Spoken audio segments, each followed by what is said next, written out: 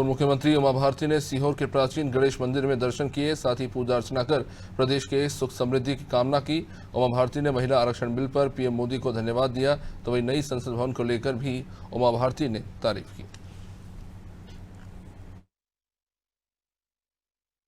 आज भगवान गणेश की कृपा से नए संसद भवन में संसद लग रही है।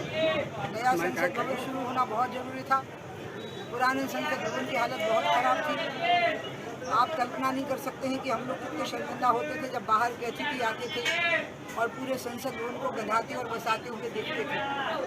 प्रधानमंत्री जी ने बहुत कम समय में इसको पूरा करवा दिया है, अपने आप में बहुत बड़ी बात है। इसके लिए पूरे देशवासियों का आज बहुत बहुत मैं अभिनंदन करती हूँ कि उनकी इच्छा से ही वो संसद भवन इतनी जल्दी बन सका, और प्रधानमंत्री जी का भी भूरी भूरी अभिवादन। मध्य प्रदेश कांग्रेस के पूर्व प्रदेश उपाध्यक्ष और पिछड़ा वर्ग प्रकोष्ठ के नेता दामोदर सिंह यादव का बयान आया।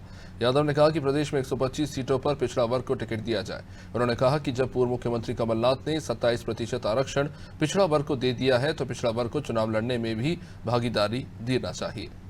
सुरजेवाला जी से मुलाकात की थी और काफी लंबी चर्चा हुई थी इस विषय पे कि पिछड़ा वर्ग की जो जातियां हैं उनको ज्यादा से ज्यादा भागीदारी मिले, टिकट मिले 2023 के चुनाव में। निश्चित रूप से मैंने उनको स्पष्ट किया है कि अगर 15 साल तक भाजपा की सरकार मध्य प्रदेश में बनी है तो उसका कारण है कि पिछड़ा वर्ग के लोग उनको ज्यादा वोट देते हैं। मेरा अनुमान है कि 65 से 70% पिछड़ा वर्ग का वोट बीजेपी को जाता रहा है। जब माननीय कमलनाथ जी ने 27% आरक्षण ही दे दिया, एक अच्छा काम किया है, तो फिर अब टिकट भी दे देना चाहिए।